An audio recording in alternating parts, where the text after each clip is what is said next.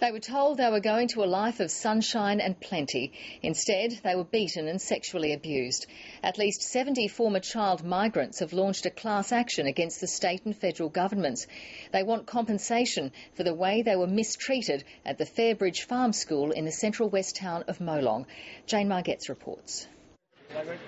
Many decades have passed, but their suffering is still raw. I never had a childhood like so many here. It was taken from me. At 7, I was buggerised. I ate dirt for the first 6 months. Fairbridge Farm School, blacklisted by the UK government, allegedly described by a visitor as worse than a prisoner of war camp, and home to hundreds of innocent young children. Nothing can undo some of the terrible things that happened to them. Many say they suffered physical and sexual abuse and lifelong psychiatric injuries as a result.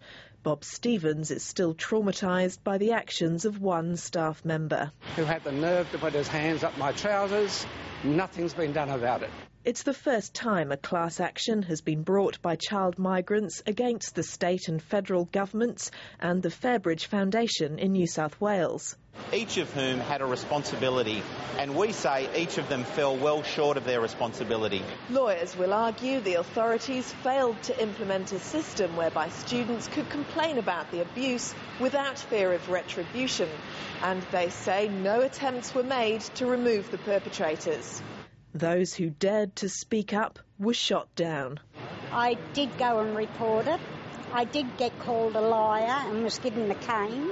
It's a childhood they would rather forget. They hope compensation will go some way towards healing their wounds.